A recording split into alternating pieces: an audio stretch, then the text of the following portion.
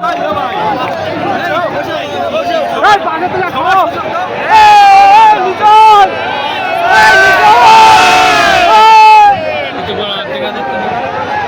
में खुले ने बांग्ला में बोलेगा तुम्हारे अंदर बोली कहाँ तुम लेकिन तो हार होता है पहले में दार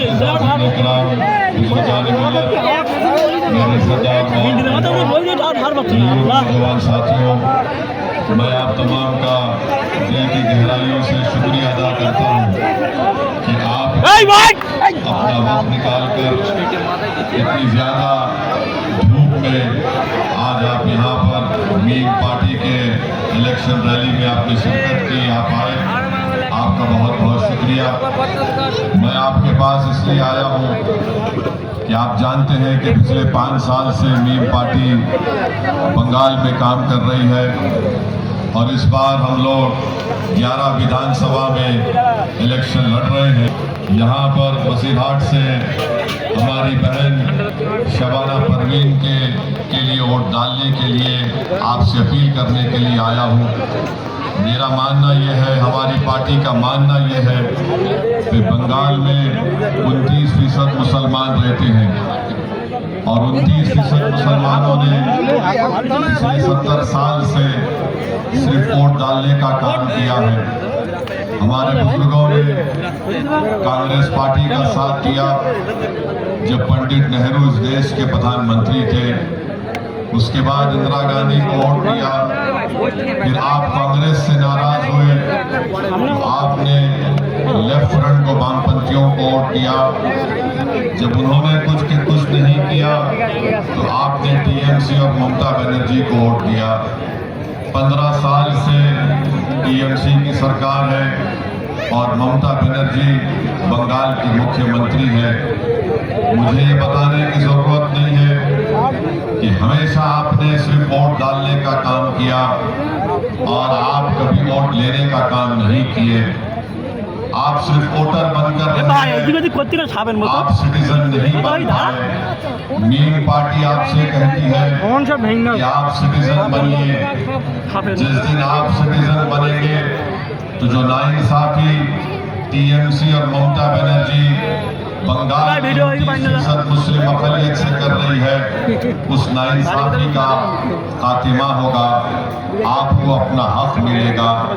याद रखिए, कोई भी नहीं चाहता, भारत हो या बंगाल हो, कि मुस्लिम अक़लियत की पॉलिटिकल लीडरशिप बने।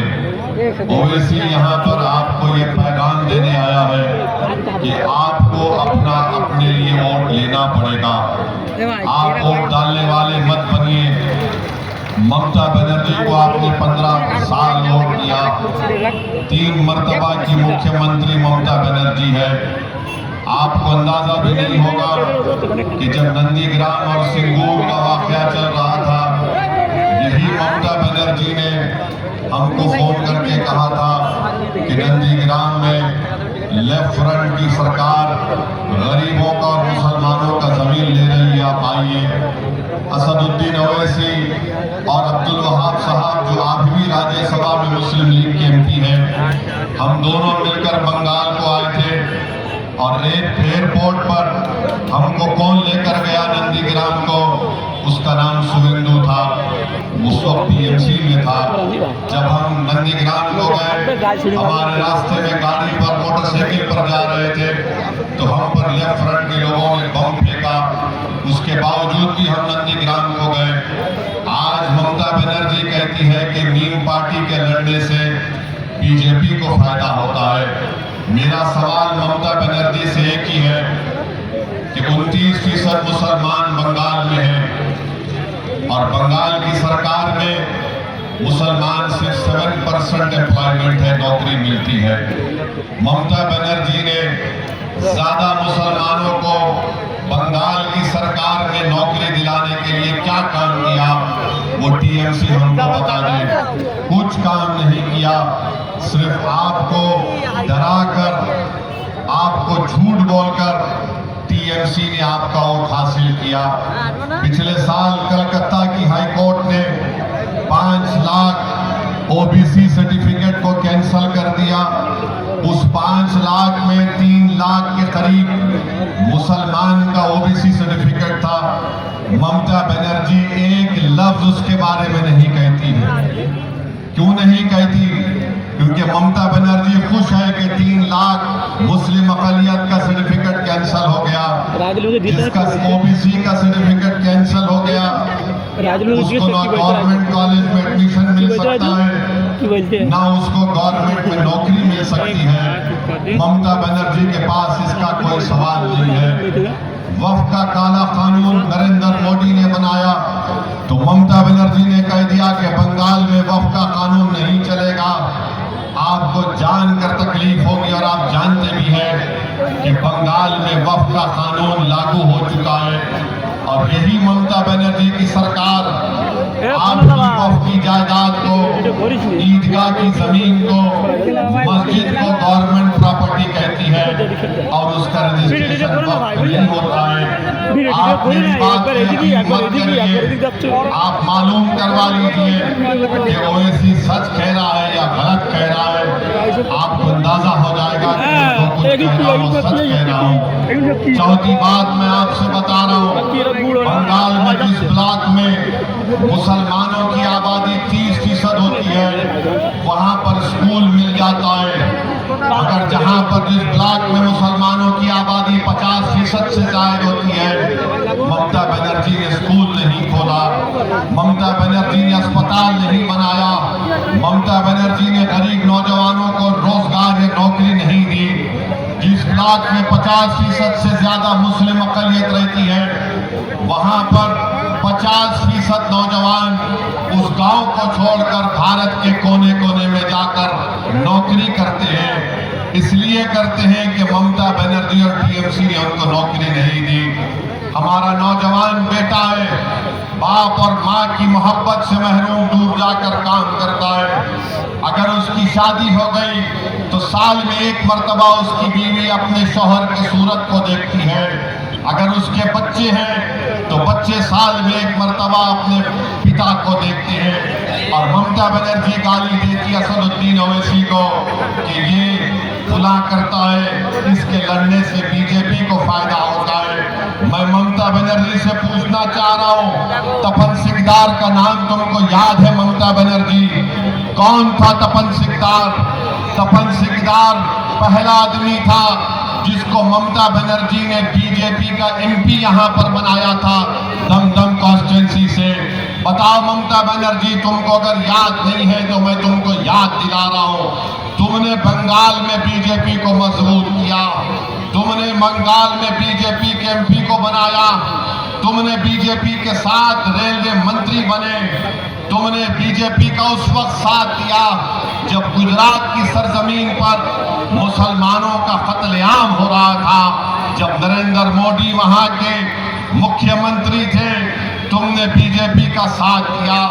आज ममता बनर्जी कहती है कि मैं मुस्लिम महिलाओं की बहन हूं। तो बताओ ममता बनर्जी, क्या तुम जानती हो बिल्किस बानो को जो हामिला थी, प्रेग्नेंट थी, उसको 11 लोगों ने उसकी इज्जत लूटी, उसके सामने उसके छोटे बेटे को कत्ल कर दिया।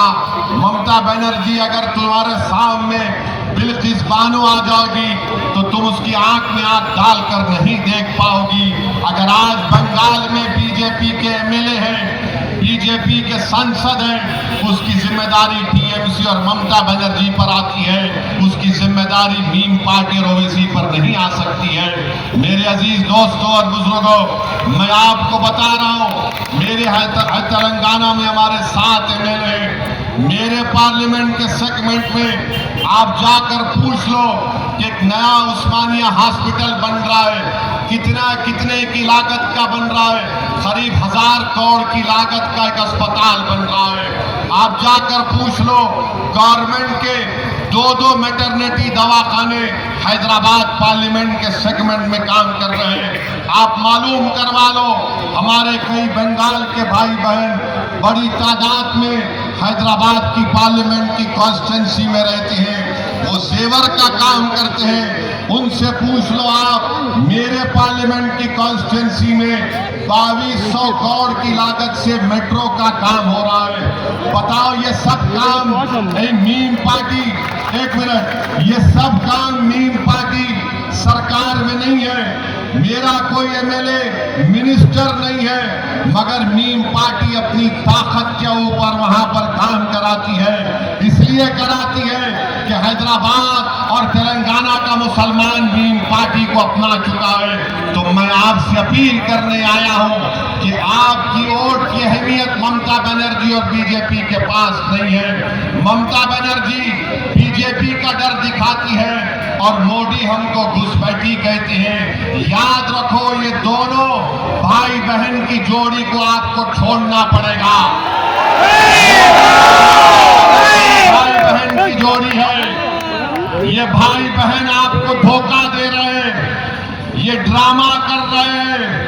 एक तरफ मोदी बोलता है कि घुसपैठी निकालेंगे, दूसरी तरफ ममता बनर्जी बोलती है बीजेपी आ रही है।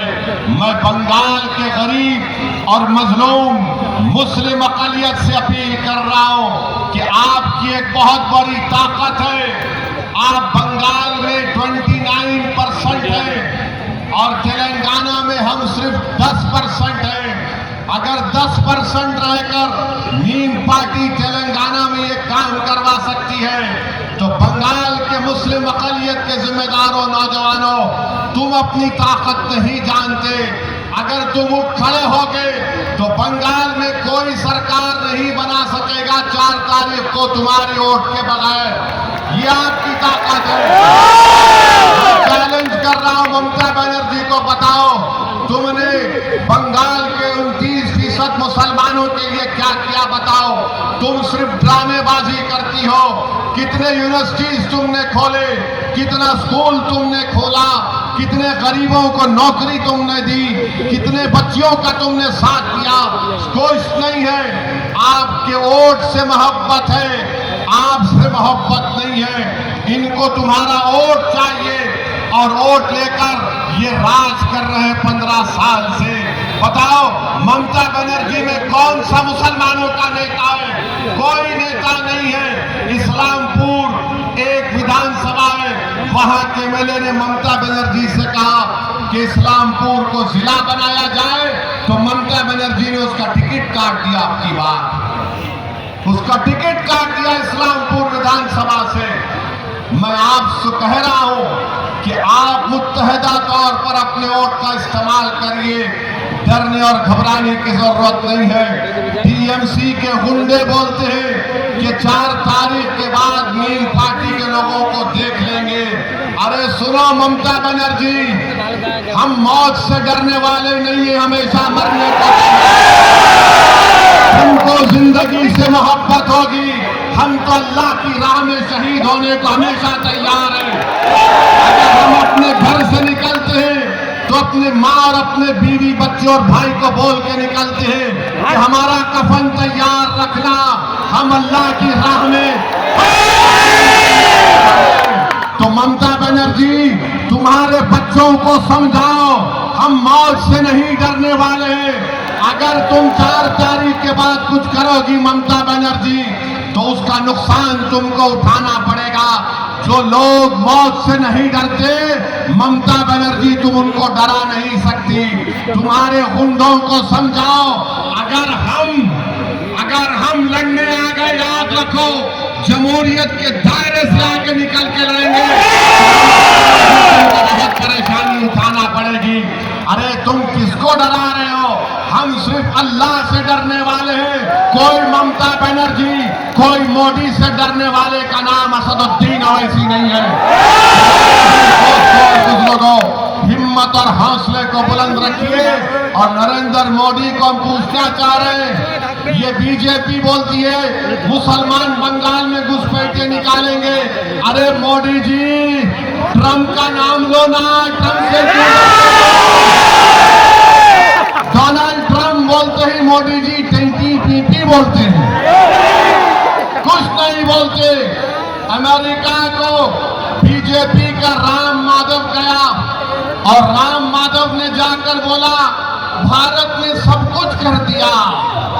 भारत ने ईरान से तेल नहीं खरीद रहा है, रशिया से नहीं खरीद रहा है। हम ट्रेड एग्रीमेंट के लिए 50% के लिए तैयार हो गए। अरे मोदी जी, तुम्हारा आदमी जाकर ट्रम्प की चमचागिरी कर रहा था अमेरिका में, और मोदी जी बोलते हम विश्व गुरु हैं। मोदी जी राम माधव को ट्रम्प को गुरु बोल रहा, वो चेला बनकर वहां पर बैठा था अमेरिका में। याद रखिए मोदी जी, आप इस देश के संविधान से खेल कर रहे हैं। आपने मुस्लिम बहनों के लिए ट्रिपल तलाक बनाने का आप बड़ा दावा करते हैं। आपने ट्रिपल तलाक का कानून मुस्लिम महिलाओं को तबाह करने के लिए बनाया। आपने CAA का कानून जब मोदी ने पार्लियामेंट में लाया, आप जाकर देखो, YouTube पर मेरी तकरीर है। मैंने मोदी के 300 MP के सामने कहा ये CAA का कानून संविधान के खिलाफ है, ये मजहब की बुनियाद पर कानून बनाया गया। और मैंने मोदी को याद दिलाया कि जिस तरह महात्मा गांधी ने उस वक्त के अफ्रीका में एक कानून को फाड़ दिया था, मैंने कहा मोदी तेरे CAA के कानून को मैं फाड़ कर पार्लियामेंट में। फिर यही मोदी ने वक्फ का काला कानून बनाया। मैं वक्फ की पार्लियामेंट की कमेटी का मेंबर था। 120 पेजेस पर मुश्तमिल मैंने डाइसेंट रिपोर्ट दी। उस कानून की धज्जियां हमने उड़ा दी और एक एक सेक्शन को बताया कि ये संविधान के खिलाफ है। ये मुसलमानों से उनकी मस्जिद छीनने के लिए मोदी ने कानून बनाया। ये कानून दरगाहों को छीनने के लिए बनाया, ईदगाह को छीनने के लिए बनाया। मैंने उस कानून को भी फाड़ कर पार्लियामेंट पर फेंक दिया और कहा कि ये संविधान के खिलाफ है। मेरे अजीज दोस्तों और बुजुर्गों, और मोदी जी कश्ती में नाव पर बैठकर जाते हैं, देखा आपने, फोटो ले रहे थे तो कैमरा में उनको जहां कहीं भी दिख रहा था वैसी नजर आ रहा था उनको। तो मोदी जी उस नाव चलाने वाले मुसलमान को बोले मिलकर रहो, मिलकर रहो, मिलकर रहो। मगर मोदी जी मीडिया के सामने आकर नहीं बोलते मिलकर रहो। मोदी जी ने उस नाव चलाने वाले गरीब मुसलमान से कहा मिलकर रहो। मोदी जी आप इतना डरते क्यों हैं? बंगाल में चुनाव कल तक इलेक्शन कैंपेन चलेगा। आप बंगाल की जनता को बोलो मिलकर रहो, मुसलमान हिंदू मिलकर रहो, दलित मुसलमान मिलकर रहो। मोदी जी नहीं बोलेंगे, ना मोदी जी बोलेंगे, ना उनकी बहन ममता बनर्जी बोलेंगे। ओवैसी कह रहा है मिलकर रहना चाहिए, मगर हक मिलना चाहिए गरीब को। हक दो हमको, हम कोई भिखारी नहीं है। हम बंगाल और भारत के अव्वल दर्जे के फर्स्ट सिटीजन हैं। तुम हमको वोटर के रूप में देखते हो, ओवैसी तुमको इंसान के रूप में देखता है। मेरी आपसे अपील है कि आप लोग आने वाले चुनाव में हमारी बहन शबाना परवीन को कामयाब करिए। गुड्डी के निशान पर बटन दबाइए, डरने की जरूरत नहीं है। कांडी विधानसभा में हमारे कैंडिडेट को डराया गया, उसको धमकाया गया। वो फौजी है, उसने कहा क्या डराते मुझको, मैं फौजी हूं, मैं मरने को तैयार हूं। और बहादुरी से इलेक्शन लड़ा। इंशाअल्लाह ताला मुझे अल्लाह की जात से उम्मीद है कि बहुत से सीटों पर हम अच्छे वोट लेंगे और कामयाबी इंशाअल्लाह हासिल करेंगे। तो क्या आप शबाना परवीन को अपना वोट देंगे? इंशाअल्लाह गुड्डी पर बटन दबाएंगे? क्या मोदी और ममता बनर्जी के गुंडों से डरेंगे? आप डरेंगे उनसे? अगर नहीं डरेंगे तो गुड्डी के निशान पर 6 नंबर मशीन पर बटन दबाना आप इंशाअल्लाह ताला। आप शबाना परवीन को कामयाब करिए। आपकी विधानसभा की डेवलपमेंट के लिए आपकी लड़ाई में आप अकेले नहीं हैं। असदुद्दीन ओवैसी और मीम पार्टी हमेशा आपके साथ खड़े रहेगी इंशाअल्लाह। तो मेरे अजीज दोस्तों और बुजुर्गों, मुत्तहिदा तौर पर अपने वोट का इस्तेमाल करिए। हमारे दो कैंडिडेट और भी यहाँ पर हैं, उनका भी निशान गुड्डी है। गुड्डी के निशान पर बटन दबाकर अपने इत्तेहाद को कामयाब करिए। याद रखिए, आप वोटर हैं, दूधल गाय नहीं है। आप दूधल गाय हैं, दूधल गाय हैं। आप निश्चित वही हैं। ममता बनर्जी बोलती है दूधल गाय है मुसलमान, नहीं हम इंसान हैं। तुम कब तक 15 साल से हमको धोखा दे रहे हो और 11 साल से मोदी देश को धोखा दे रहे हैं। ये भाई बहन की जोड़ी को छोड़िए और अपने सगे भाई ओवैसी की बात का यकीन करके आप बटन के निशान पर बटन दबा दीजिए। तो मैं आपसे अपील है कि पतन के निशान पर, गुड्डी के निशान पर 6 नंबर ईवीएम के मशीन पर जाकर सुबह सुबह वोट डालिए। डरने और घबराने की जरूरत नहीं है। इंशाअल्लाह ताला अल्लाह सुब्हानहू व तआला हमको कामयाब और कामरान करेगा। अल्लाह हमको दुनिया में भी कामयाब करेगा और उस आखिरत में भी इंशाअल्लाह अल्लाह हमको कामयाब करेगा। तो मेरे अजीज दोस्तों और बुजुर्गों, आपसे अपील करने आया हूं कि इस उम्मीद पर यहां से जा रहा हूं कि जब 4 तारीख को काउंटिंग हो जाएगी तो आप इंशाअल्लाह अपने वोट से, अपने इत्तेहाद से और अपनी दुआओं से मीम पार्टी के तमाम कैंडिडेट को कामयाब करेंगे। अभी आपने देखा कि शबाना परवीन जिस तरह से भाषण दे रही थी, अरे अगर एक तरफ ममता बनर्जी को खड़ा कर दो, एक तरफ शबाना परवीन को खड़ा कर दो, और शबाना परवीन जब बोलना शुरू करेगी तो ममता बनर्जी भाग जाएगी यहाँ से। तो मेरे अजीज दोस्तों और बुजुर्गों, अपने एक वोट का 29 तारीख के दिन गुड्डी के निशान पर बटन दबाकर अपने सियासी शऊर और अपने इत्तेहाद का एक पैगाम दीजिए। आप यहाँ पर आए, बहुत बहुत शुक्रिया। मेरे साथ नारा लगाइए, नारे तकबीर, नारे तकबीर। Meme party, meme party, meme party. हमारा इत्तेहाद